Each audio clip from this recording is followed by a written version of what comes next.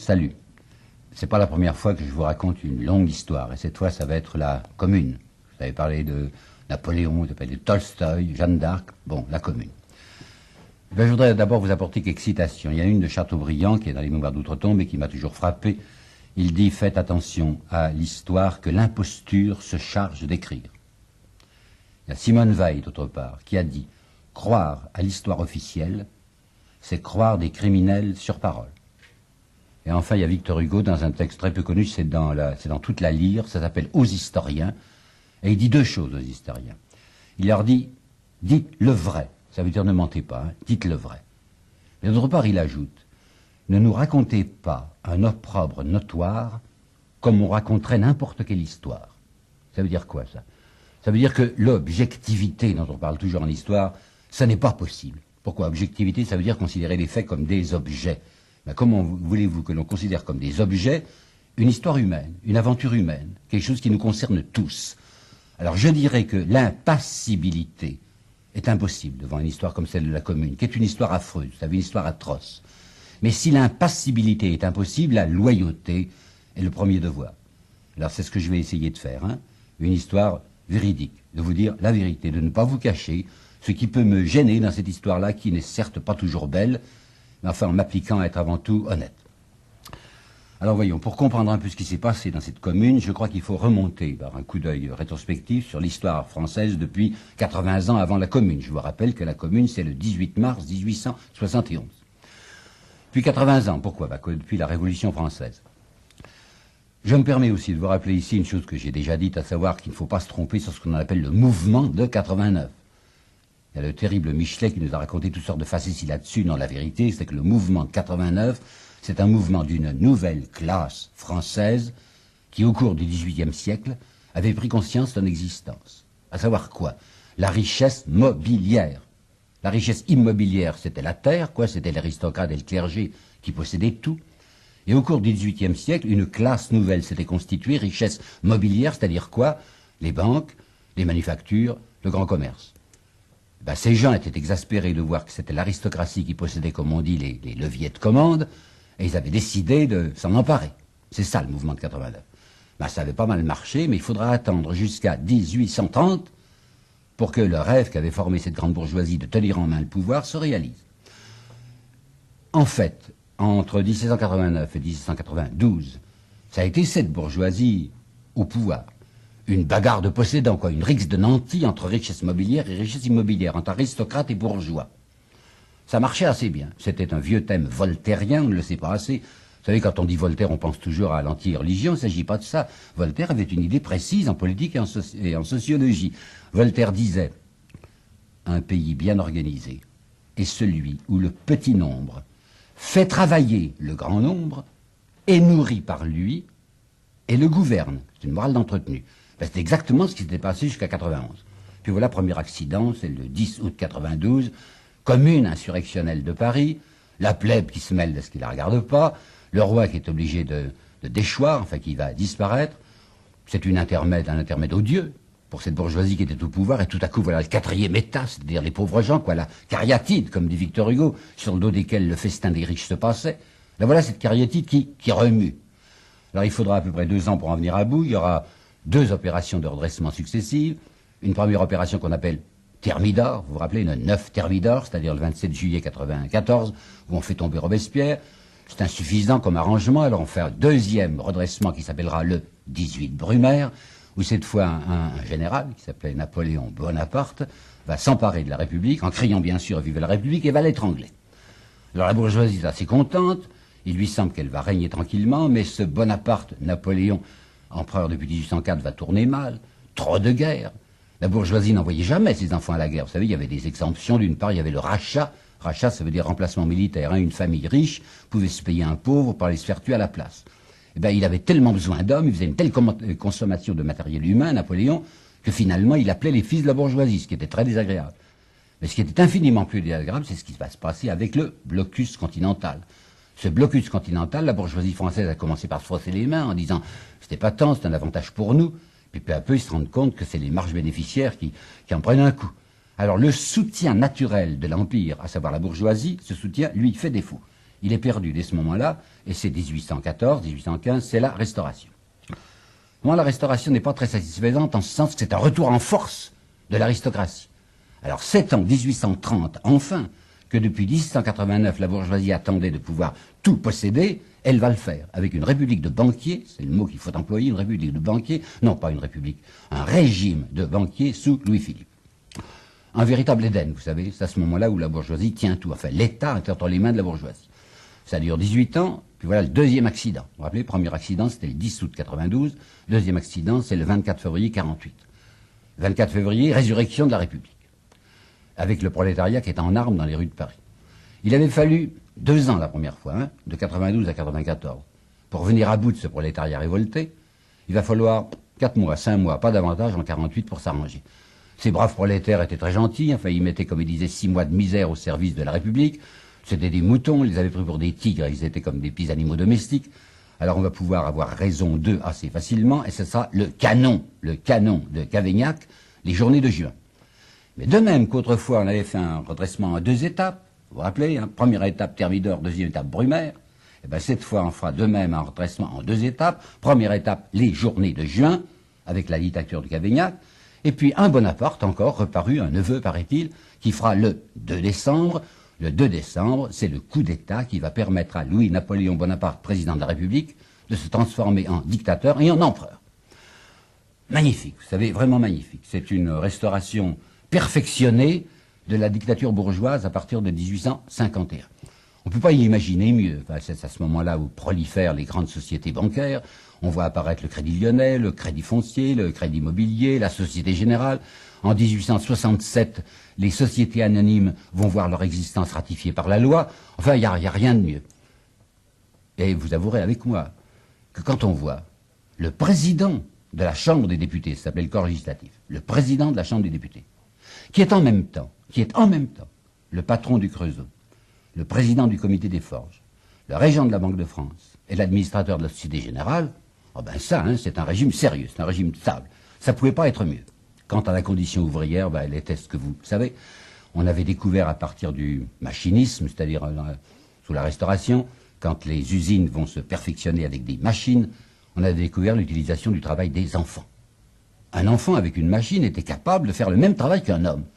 Alors des masses de gosses, vous n'imaginez pas, enfin des quantités de gosses, entre 5 ans, 6 ans et 12 ans, 13 ans, étaient là devant les machines, faisaient le travail d'un mâle, mais ils étaient payés au quart, ce qui va permettre la constitution de fortunes incroyables, une opulence prodigieuse. Alors, travail des enfants. Eh bien, ce travail des enfants, bien qu'une loi de 1841 ait prétendu le contrôler, sachez qu'en 1868, il y avait 99 150 enfants entre 5 ans et 12 ans dans les usines. Ça continuait donc à rapporter. Il est vrai que les salaires avaient augmenté. Entre 1851, coup d'État, et 1870, où nous arrivons, les salaires avaient augmenté de 15%. Seulement le prix de la vie, il avait bondi de 45%.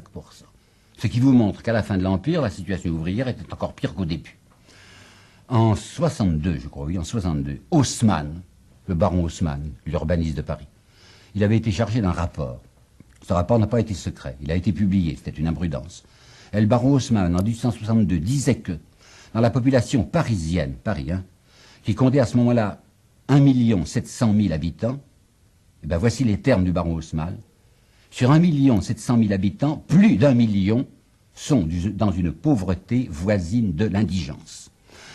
Alors fatalement, des grincements se produisaient dans cette mécanique si agréable. Grincements. Il y en avait un dont l'empereur lui-même était responsable. Vous savez, Napoléon III, c'est pas tout à fait la même chose que Napoléon Ier. Napoléon III a un côté, c'est vrai, d'attention au prolétariat. Quand il avait écrit en prison en 1846 l'extinction du paupérisme, j'entends bien que c'était aussi pour préparer sa candidature, mais il y avait quelque chose de sincère en lui. Il savait que la condition ouvrière était affreuse. Alors voilà qu'en 1864, c'est Napoléon III lui-même qui va permettre les, entre guillemets, les coalitions ouvrières. Les coalitions ouvrières, qu'est-ce que ça signifie? Eh bien, la loi Le Chapelier, faite par les constituants, ces fameux constituants voltairiens dont je vous ai parlé, c'est 1791, cette loi Le Chapelier, interdisait, sous peine de prison, le groupement des ouvriers pour enchérir leur salaire, disait-il. Ça veut dire quoi? Ça veut dire défendre leur salaire. Donc c'était interdit aux ouvriers de se réunir, de se syndiquer, nous disons aujourd'hui, pour se défendre. Et bien voilà qu'en 64, Napoléon III lui-même dit c'est d'accord. Minute, il autorise bien les coalitions, mais il n'autorise pas les grèves. Or justement, les grèves vont se multiplier, quelquefois dans des situations très dramatiques. Par exemple, en juin 69, à la Ricamarie, qui est dans le bassin houiller de la Loire, il y a une grève terrible, on est obligé de faire donner la troupe, il y a 13 tués. La même année, c'est en octobre 69, cette fois c'est à Aubin. Aubin, c'est dans l'Aveyron, toujours un pays minier. Il y a de nouveau une grève extrêmement violente, on fait donner la troupe, cette fois il y a 14 morts, et le commandant, le capitaine Gausseran, qui avait donné l'ordre d'ouvrir le feu, va être immédiatement décoré du ruban rouge de la Légion d'honneur par le ministre de l'Intérieur. D'autre part, depuis 1864, il s'est créé à Londres l'Association internationale des travailleurs, ce que l'on appellera ensuite l'Internationale. Cet international, qui veut défendre la classe ouvrière, commence à faire des petits, si je puis dire, en France. Et il paraît même qu'en 1869, à la fin de 69, le chiffre est incertain, mais il paraît qu'ils étaient environ 60 000 adhérents dans la classe ouvrière française à l'international. C'est grave, hein? Alors on avait déjà fait 2 procès. Premier procès, on les poursuivait vers des pénalités. Le second procès, c'était des peines de prison. Enfin, si vous voulez, quoi, la cariatide est en train de bouger. Alors Napoléon III, qui a imaginé de se déguiser en empereur libéral, va appeler un nommé Émile Ollivier au pouvoir. C'est un civil. Mais Émile Ollivier veut bien faire de l'empire libéral, mais également, il déclare dans sa affirmation ministérielle du 2 janvier 1870, « Je suis là, dit-il, pour prendre la révolution à bras-le-corps ». C'était assez rassurant pour la classe bourgeoise, mais c'est que la suite ne va pas justifier cet optimisme. Déclaration du 2 janvier, vous avez entendu, hein? Eh bien le 12 janvier, aux funérailles de Victor Noir, qui est un journaliste qui avait été tué par un membre de la famille Bonaparte. Ce 12 janvier, aux funérailles de Victor Noir, 200 000 hommes sur les Champs-Élysées qui sont prêts à faire une révolution.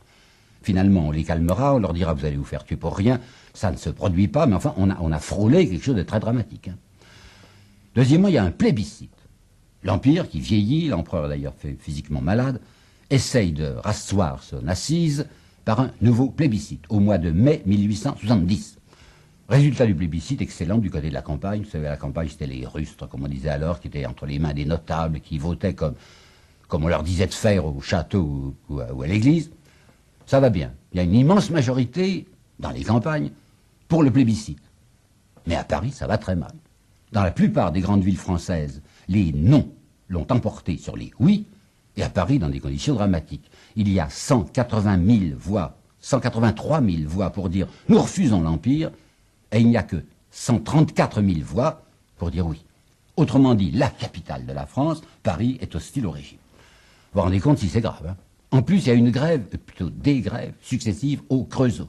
On va dispenser à ce moment-là 298 mois de prison, 298 mois de prison à 25 inculpés. Et l'Internationale, dont on avait interdit la reconstitution, s'est reconstituée. 3e procès de l'Internationale en 1870. Enfin, c'est vous dire que la fameuse cariatide, elle remue terriblement, la situation est alarmante. Alors, qu'est-ce qu'on va faire? Vous savez, c'est une vieille ruse, hein, c'est une vieille astuce, que quand il y a des difficultés intérieures dans un pays, on va orienter l'esprit des gens du côté de la frontière. On va leur dire une question nationale qui se pose. Maintenant, chauvinisme, quoi, il faut défendre la patrie, alors que même quand la patrie attaque la première, c'est ce qui va se passer. Donc, l'Empire se dit, pour redorer ma couronne, pour rasseoir mon affirmation, je m'en vais me jeter dans une guerre qui sera une guerre facile. La Prusse est insupportable. Il y a des quantités d'années déjà qu'elle nous impatiente. Nous allons lui déclarer la guerre.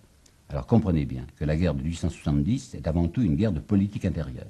Elle n'a pas été faite pour les intérêts français qui à ce moment-là n'étaient pas menacés, elle a été faite pour les intérêts de l'Empire.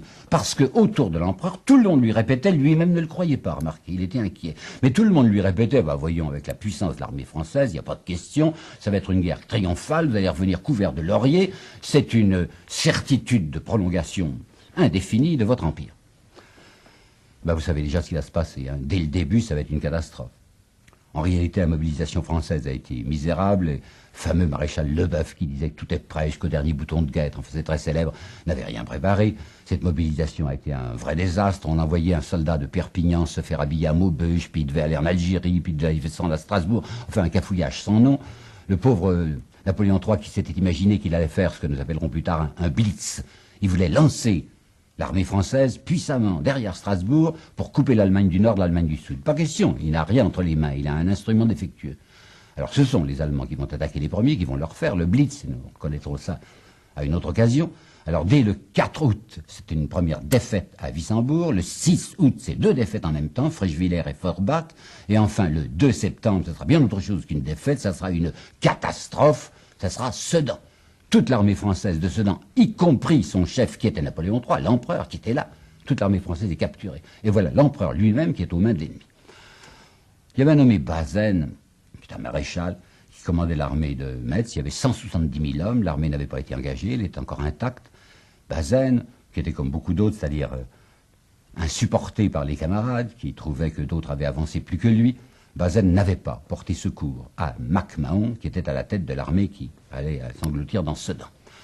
Il avait son calcul derrière la tête. Bazaine, il s'était dit, ça va mettre l'empereur dans une situation dramatique, il sera obligé de faire appel à moi, je suis le futur régent, mais il n'avait pas prévu une pareille catastrophe, à savoir que l'Empire lui-même s'écroulait à Sedan.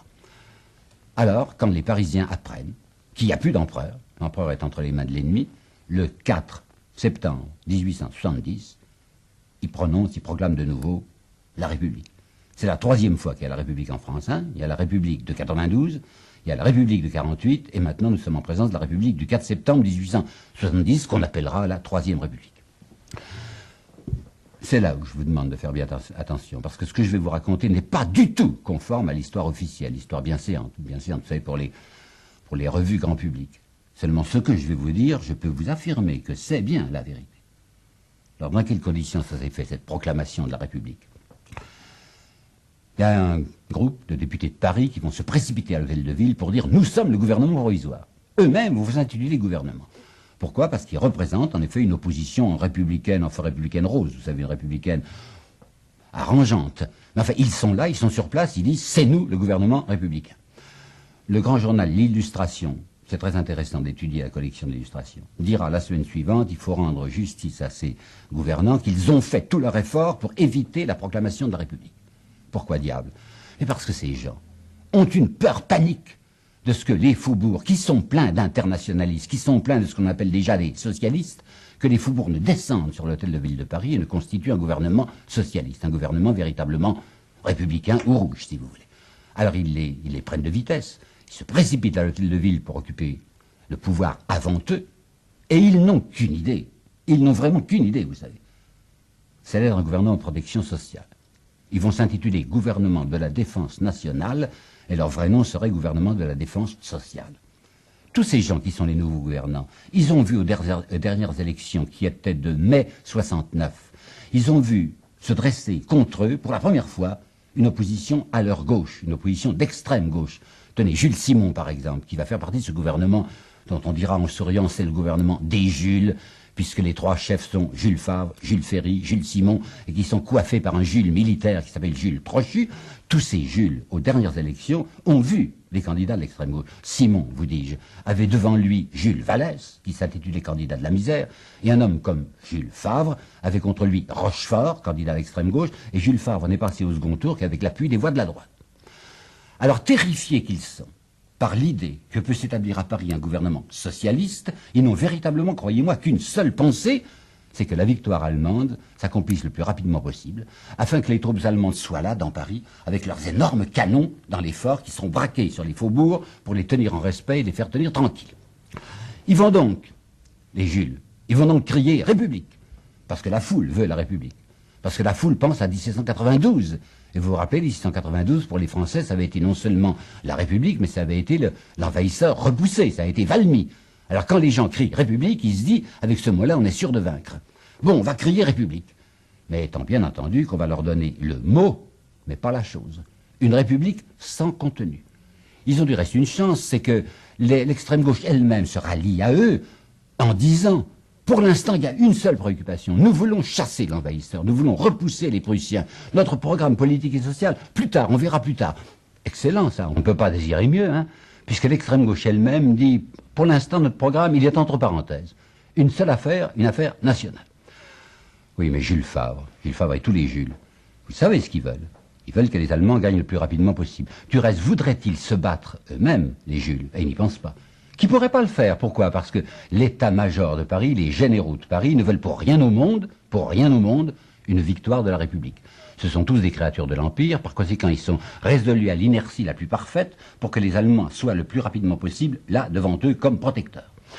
Alors voilà Jules Favre qui va se mettre à pousser de grands cris, à annoncer « Pas un pouce de notre territoire, pas une pierre de nos forteresses, on ne donnera rien à l'ennemi et nous sommes là pour le repousser ».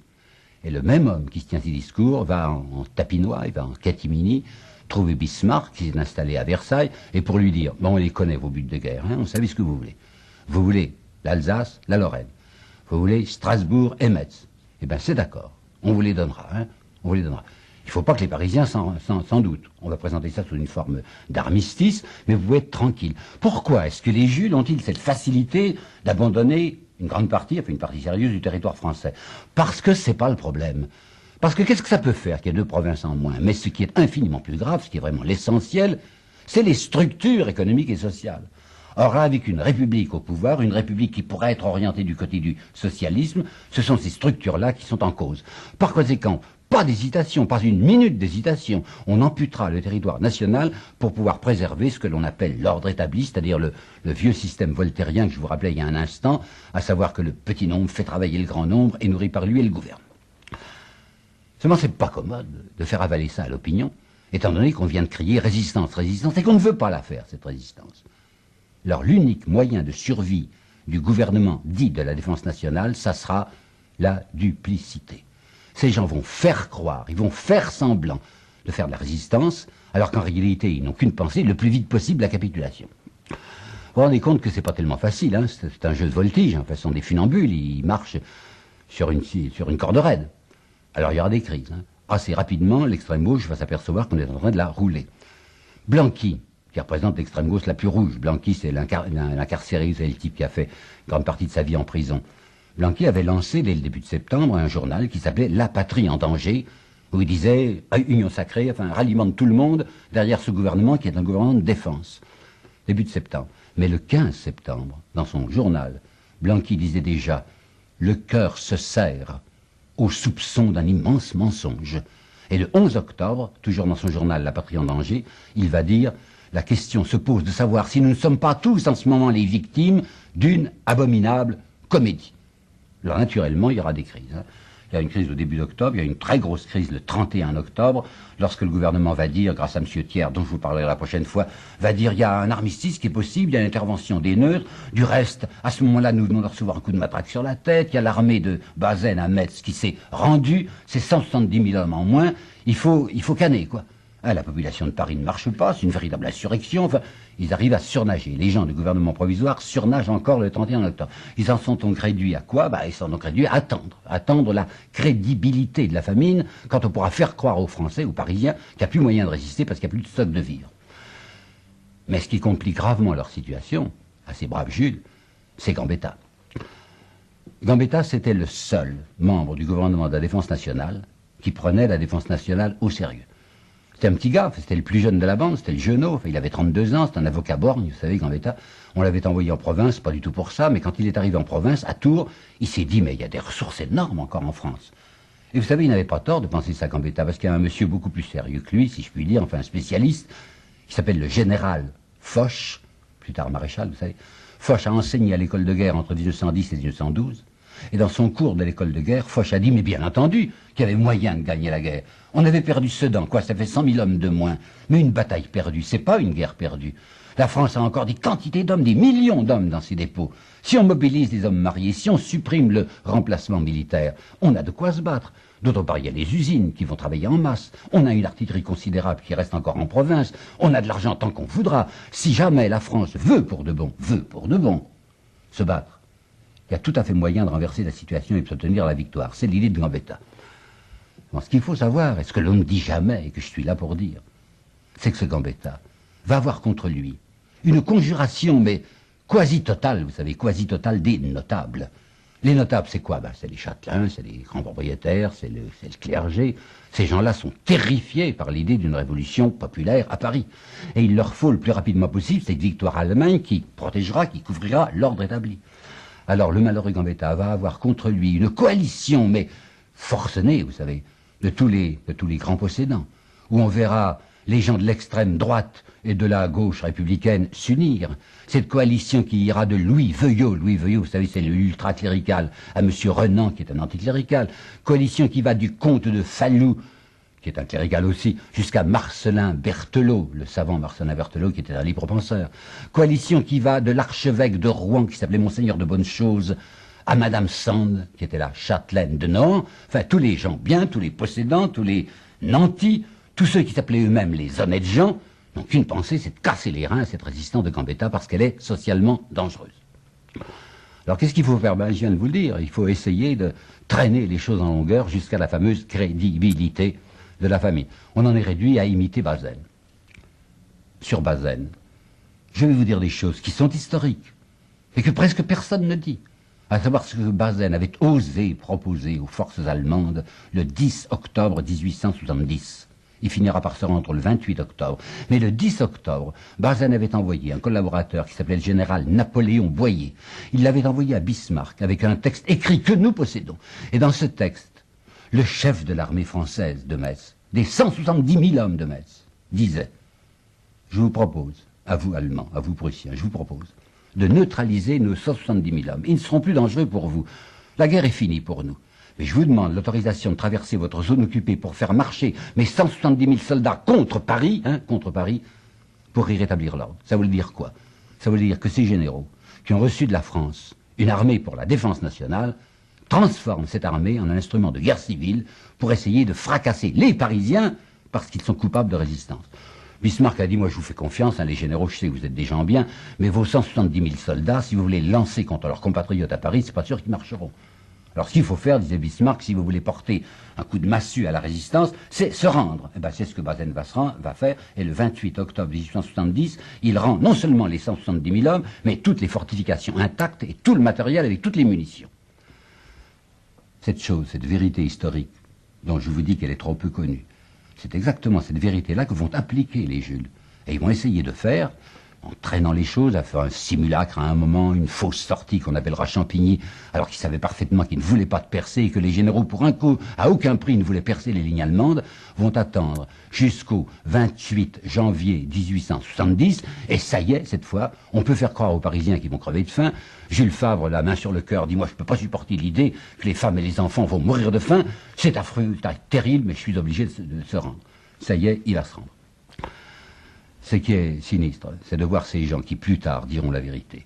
Plus tard diront, mais bien entendu, nous ne voulions pas nous battre. Le général Trochu, quand l'affaire sera terminée, dira, moi j'ai jamais eu une idée de stratégie. Je n'avais qu'une seule préoccupation, la voici, gagner du temps, jusqu'à ce qu'il soit possible de réunir cette Assemblée nationale, seule habilitée à statuer sur l'abandon des territoires exigés par la Prusse. Ils ont gagné, les Jules. Ils ont gagné, et un certain comte de Meffray va même publier un livre en leur honneur disant « Ils ont su triompher de la révolution communiste à Paris et ils ont acquis par là des droits à la reconnaissance de tous les honnêtes gens. » C'est peut-être vrai, mais qu'est-ce qu'ils avaient fait? Mais ils avaient fait ce qu'il faut bien appeler, c'est pas de la polémique, je ne fais pas de pamphlet, quoi qu'on dise. Ils avaient fait une trahison. Si vous cherchez dans un dictionnaire, la définition de la trahison est un traître, le mandataire qui substitue sa volonté à celle du mandant. Eh bien, les mandataires leur avaient dit résistance, et eux, ils pensaient capitulation. Barrès lui-même, du reste, Maurice Barrès, vous savez, qui est un nationaliste, dans un très curieux article du journal, le journal du 20 novembre 97, écrira noir sur blanc. Il faut dire la vérité sur les généraux de Paris en 70. Ce n'était pas la victoire qu'ils voulaient, c'était la reddition, et je lis encore, c'est du Barrès, ils ont trahi la loi nationale. Seulement, une certaine madame Edgar Quinet, vous savez, la femme de l'écrivain Edgar Quinet, avait écrit dans son journal, Journal du Siège, le 12 novembre 1870, « Si Paris s'aperçoit un jour qu'on l'a joué, le revirement sera terrible. » Eh bien, c'est ça l'origine directe de la Commune.